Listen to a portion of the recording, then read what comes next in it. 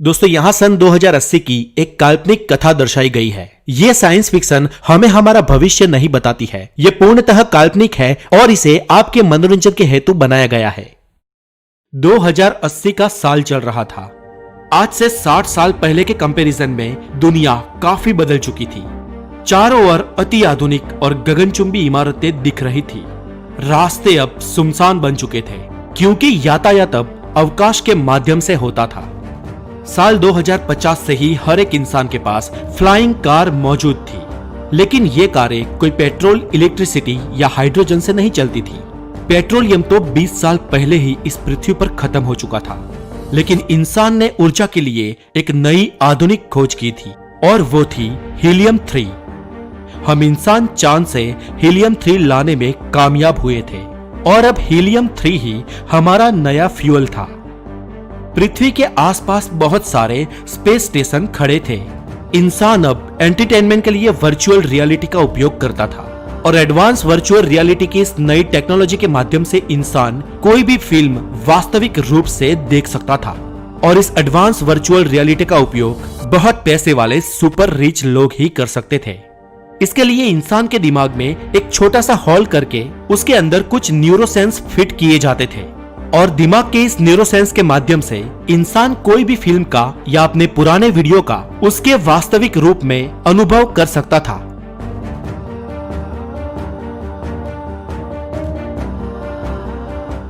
System अब बहुत advance बन चुकी थी। बाइनरी कंप्यूटर्स को तो सालों पहले श्रद्धांजलि दे दी गई थी। उसके बाद क्वांटम कंप्यूटर्स ने सालों तक राज किया और अभी सुपर क्वांटम कंप्यूटर्स का जमाना है। मोबाइल फोन भी खत्म हो चुके थे और अभी हाथ और अंगूठे के अंदर लगाई चिप के द्वारा एक ही क्लिक से इंसान एक दूसरे से बातें करते थे। अगर कोई ऑनलाइन शॉपिंग करे तो ड्रोन के माध्यम से सिर्फ 10 मिनट में वस्तु उसके घर तक पहुंच जाती थी। इंसान अब शारीरिक रूप से खास कोई कार्य नहीं करता था। सारा काम मशीनें और रोबोट्स करते थे और मशीनों की इस दुनिया में इंसान अकेला पड़ गया था। और ऐसा ही एक अकेला इंसान था पीटर वॉटसन। ये पीटर वॉटसन यानी आज की इस आधुनिक दुनिया का सबसे अमीर इंसान। पीटर की कंपनी ह्यूस्टन में स्थित थी और वो इन मशीनरीज के लिए हार्डवेयर और पार्ट्स बनाती थी। पीटर भी कभी फैमिली मैन हुआ करता था, लेकिन आज से करीब 15 साल पहले उसकी पत्नी का देहांत हो चुका था। उस वक्त पीटर की उम्र करीब 35 साल थी और आज वो 50 साल का हो चुका है। कोइंसिडेंटली आज पीटर की वेडिंग एनिवर्सरी भी थी और आज उसे अपनी पत्नी की बहुत याद आ रही थी। अपनी पत्नी के गुजर जाने के बाद पीटर ने पिछले 15 साल में ना तो अपना बर्थडे मनाया था और ना ही कोई बड़ा सेलिब्रेशन किया था। पत्नी की याद में आज पीटर ने सुबह सुबह ही अपने दिमाग के न्यूरॉन्स के माध्यम से पुरानी कुछ वीडियो को वास्तविक रूप से 2 बार देखा और कुछ 1 घंटे बाद वो अपनी ऑफिस के लिए निकला। बहुत ही बड़ी एक इमारत के 225वें माले में वो अपनी ऑफिस में दाखिल हुआ। आज पीटर का ऑफिस में भी मन नहीं लग रहा था क्योंकि ऑफिस में भी उसको अपनी पत्नी की याद आ रही थी। और तभी उसका ध्यान तोड़ते हुए उसकी सेक्रेटरी का फोन बजा। उसकी सेक्रेटरी ने उसे फोन पे कहा कि सर, आज आपकी अपॉइंटमेंट वायलेट स्पेस कंपनी के एमडी मिस्टर अविनाश के साथ है। मिस्टर अविनाश आपको मिलना चाहते हैं। ओके सर, अविनाश को अंदर भेजे। ऐसा कहते हुए पीटर ने फोन रख दिया। Good morning sir, I am Avinash. ऐसा कहते हुए मिस्टर अविनाश ने पीटर के साथ हाथ मिलाया। Yes mister Avinash, please seat. ऐसा कहते हुए पीटर ने मिस्टर अविनाश को बैठने के लिए कहा। हमारी कंपनी वायलेंट स्पेस आपके लिए एक एक्स्ट्रा ऑर्डिनरी ऑफर लेकर आई है और सर, जैसे ही आप इस ऑफर को सुनेंगे आप खुशी के मारे झूम उठेंगे। यस मिस्टर अविनाश, आपकी कंपनी वायलेंट स्पेस ही है जिसमें मेरी पत्नी रोजी काम करती थी, इसलिए मेरी दुखद यादों को ताजा कराने के लिए और ऊपर से मुझे झूम उठाने के लिए आपका धन्यवाद। पीटर तिरछी नजर करते हुए कटाक्ष में बोला। अरे नहीं सर, ऐसा नहीं है। रोजी मैडम सिर्फ हमारे ही नहीं लेकिन दुनिया की बड़ी 25 कंपनियों के साथ भी काम करती थी और मैं सच कहूँ तो दरअसल ये सारी कंपनियां आपकी पत्नी जैसी होनहार महिला के साथ जुड़ी थी। मिसिस रोजी वाकई में इस दुनिया की सबसे इंटेलिजेंट महिला थी। अविनाश ने जवाब दिया। मेरी पत्नी इस दुनिया की सबसे इंटेलिजेंट महिला थी। लंबी सांस लेते हुए पीटर बोला। लेकिन वो सब छोड़ो, आप अपने काम के बारे में बोलो। पीटर ने फिर से कहा। मिस्टर अविनाश बोले, ओके सर, 2-4 मिनट आपको बेसिक बैकग्राउंड के बारे में बता देता हूँ और फिर मुद्दे की बात करता हूँ। सर, सन 2025 में जब पूरे विश्व की सिस्टम आर्टिफिशियल इंटेलिजेंट यानी कि एआई पे डिपेंडेंट हुई, तब से ये कयास लगाए जा रहे थे कि आर्टिफिशियल इंटेलिजेंट अपना आधिपत्य बना लेगी और हम मनुष्य को गुलाम बनाने में कामयाब हो जाएगी। इंसान मशीन्स के गुलाम बन जाएंगे, ये भविष्य बहुत ही नजदीक दिख रहा था। और आपकी पत्नी मिसिस रोजी ने उसके बाद ये कहा था कि आर्टिफिशियल इंटेलिजेंट इंसान के काबू के बाहर निकल जाए और इंसान को गुलाम बना दे, ऐसा नहीं होगा। डॉक्टर रोजी ये मानती थी कि एआई आर्टिफिशियल इंटेलिजेंट यानी कि मानव निर्मित बुद्धिमत्ता है और ये अप्राकृतिक इंटेलिजेंस इंसान के दिमाग से पावरफुल हो सकती है, लाखों गुना पावरफुल हो सकती है, फिर भी वो आखिर एक मानव निर्मित प्रोग्राम है, कुदरत निर्मित नहीं है। और हम इंसानों के दिमाग में कुदरत निर्मित कुछ ऐसा जीवंत तत्व है, समथिंग इज अलाइव, जो कभी मशीन्स में और उसके सॉफ्टवेयर में नहीं आएगा। ये कुछ ऐसी बायोलॉजिकल जीवन ऊर्जा है जिससे मशीन्स हमेशा अछूते ही रहेंगे और इसलिए एआई कभी इंसान के काबू के बाहर नहीं जाएगी। सर, आप तो जानते हैं कि कई लोगों ने रोजी मैडम का विरोध किया था, लेकिन आज हम 2080 के साल में जी रहे हैं और आज हम देख पा रहे हैं कि एआई आज भी हमारे काबू में है और आज रोजी मैडम सही साबित हुए हैं। सर, हम इंसान अपनी बुद्धिमत्ता से इतने विकसित हुए हैं और हम रोबोट्स और मशीनों पर आधिपत्य जमाने के लिए ही जन्मे हैं। इसलिए सर, अब हमें कुछ छूटछाट लेनी चाहिए और हमारी टेक्नोलॉजी को और ज्यादा विकसित करना चाहिए। हमने आज तक ब्रह्मांड को समझा है, कई सारी चीजें विकसित की है और उन्नत प्रगति कर ली है, लेकिन आज भी सर हम मृत्यु पे विजय नहीं पा सके हैं और अब वक्त आ गया है कि हम मृत्यु पे जीत हासिल करें। अगर हम सब कुछ कर सकते हैं तो किसी मरे हुए इंसान को जिंदा क्यों नहीं कर सकते? अविनाश एक जोश के साथ बोले। मतलब आप कहना क्या चाहते हैं मिस्टर अविनाश? पीटर आश्चर्यचकित होकर बोले। सर, अगर सीधी बात करूं तो हम मिसेस रोजी को जिंदा करना चाहते हैं, हम उन्हें वापस लाना चाहते हैं। सॉफ्टवेयर इंडस्ट्री को उनकी जरूरत है और सर आपको भी। नो, इट्स इम्पॉसिबल, ऐसा कैसे हो सकता है? पीटर जरा उग्र स्वर से बोले।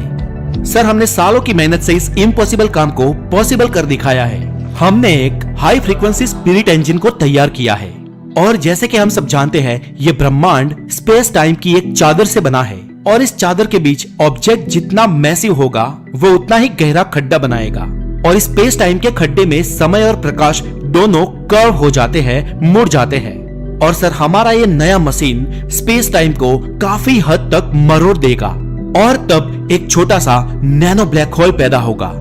सर, जैसे ही हम इस ब्लैक होल में कोई इंफॉर्मेशन इनपुट करेंगे, ये ब्लैक होल एक आत्मिक फ्रीक्वेंसी को आउटपुट करेगा और ये सब हॉकिंग्स रेडिएशन सिद्धांत पे होगा। सर, हम ये मानते हैं कि ब्लैक होल जो हमें आत्मिक एनर्जी या आत्मिक फ्रीक्वेंसी का आउटपुट देगा, वो किसी मरे हुए इंसान की आत्मिक फ्रीक्वेंसी होगी। सर, पूरा ब्लूप्रिंट तैयार है, पूरी थियरी तैयार है। आज तक ऐसा किसी ने किया नहीं है, लेकिन हम आज ये करने जा रहे हैं। अविनाश ये कहते हुए बहुत ही उत्साहित थे।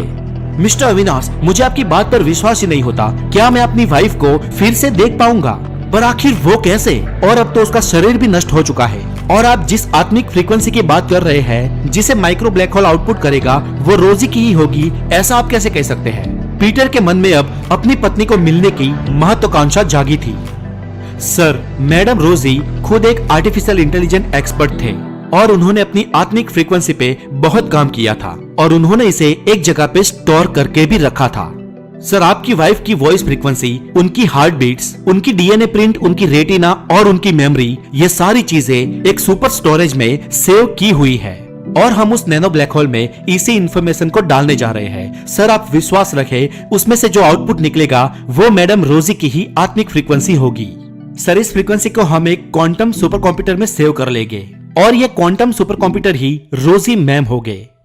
क्या वाकई में ऐसा हो सकता है? रोजी उस कंप्यूटर में आ सकती है और मैं अपने दिमाग के न्यूरॉन्स उस कंप्यूटर के साथ कनेक्ट करके उससे मिल सकता हूँ? जी सर, ठीक ऐसा ही होगा। और सर, इसके लिए हमें एक पूरी सिस्टम बनानी होगी और नैनो ब्लैक होल क्रिएट करने के लिए हमें बहुत सारे पैसों की जरूरत है। लगभग आपकी टोटल संपत्ति के 75% हिस्से की हमें आवश्यकता है सर। पर आप चिंता न करें, ये पैसे इस टेक्नोलॉजी के आ जाने के बाद हम वसूल लेंगे और एक बात कि ये नैनो ब्लैक होल पूर्णतः सुरक्षित है और इस पर हमारा पूर्ण कंट्रोल होगा, अविनाश ने हाथ आगे करते हुए बताया। पीटर ने उनके साथ हाथ मिलाया और अपनी हामी भरी। प्रयोग का दिन, लोग उत्साहित हो चुके थे। सारे न्यूज चैनल में एक ही बात चल रही थी कि हम इंसान आज से मृत्यु पर विजय पा लेंगे और आज इंसानियत पहली बार किसी मरे हुए इंसान को जिंदा करेगी। और वहां ह्यूस्टन शहर की एक अत्याधुनिक लेबोरेटरी में यह प्रयोग शुरू हुआ। सुबह 9 बजे से शुरू हुआ यह प्रयोग शाम को 5 बजे तक चला। पीटर बाहर ही खड़े थे। कुछ देर बाद वैज्ञानिकों ने उस नैनो ब्लैक होल में से एक फ्रीक्वेंसी को आउटपुट होते हुए महसूस किया। अविनाश ने तात्कालिक पीटर को बुलाया। पीटर अंदर गए और पीटर के दिमाग के न्यूरॉन्स को उस सुपर कंप्यूटर के साथ कनेक्ट किया गया। पीटर अब क्वांटम कंप्यूटर की आभासी दुनिया में थे। पीटर ने उस दुनिया में यहां वहां देखा, उनको कुछ नजर नहीं आया, लेकिन कुछ देर बाद सामने से एक रोशनी और आवाज आती हुई दिखाई दी। ओ माय रोजी, पीटर आश्चर्यचकित थे। डार्लिंग, मैं तुम्हें सालों के बाद देख रहा हूं, मुझे अपनी आंखों पर विश्वास नहीं हो रहा। पीटर को सामने रोजी की ही लेकिन एक धुंधली आकृति दिखाई दे रही थी, लेकिन ये आकृति उन्हें दुखी लग रही थी, बेहद दुखी। डियर, क्या हुआ? तुम इतनी दुखी क्यों लग रही हो? पीटर ने रोजी का हाथ पकड़ते हुए कहा। पीटर, ये तुमने क्या किया? तुम्हें ऐसा नहीं करना चाहिए था, रोजी बहुत दुखी स्वर के साथ बोली। पीटर ने आश्चर्यचकित होकर रोजी से पूछा, क्यों? मैंने ऐसा क्या कर दिया? मैं तो आज तुम्हारी इस मौजूदगी से खुश हूँ। रोजी ने जवाब दिया, तुमने आज कुदरत के नियम को तोड़ा है। लेकिन डियर, मैंने ये सब कुछ तुम्हारे लिए किया, तुम इस दुनिया में वापस आके खुश नहीं हो? पीटर ने पूछा। पीटर, तुम्हें पता ही नहीं कि तुमने क्या कर दिया है। 15 साल पहले मेरा निधन हुआ, तब मैं इस संसार के सारे मोह माया को छोड़कर चल बसी थी और मुझे पता नहीं कि इन 15 सालों में मैं कहाँ थी और आगे कहाँ होऊंगी। लेकिन कुदरत के नियमों के अनुसार मुझे आगे बढ़ना था, मेरी आत्मिक गति निश्चित थी। लेकिन तुमने मुझे यहाँ बुलाकर इस गति में अवरोध पैदा किया है। और ये सब तो ठीक है, लेकिन पीटर, तुमने इससे भी बड़ी गंभीर भूल की है। मैंने भूल की है? रोजी, ऐसा तो क्या किया है मैंने? पीटर बोला। पीटर, तुझे पता है, जब मैं जिंदा थी तब मैंने कहा था कि ये आर्टिफिशियल इंटेलिजेंस, रोबोटिक कंप्यूटर्स या रोबोट इंसानों को कभी गुलाम नहीं बनाएंगे, वो हमें कभी अपनी बंदिशों में नहीं बांध पाएंगे। पता है मैंने ऐसा क्यों कहा था?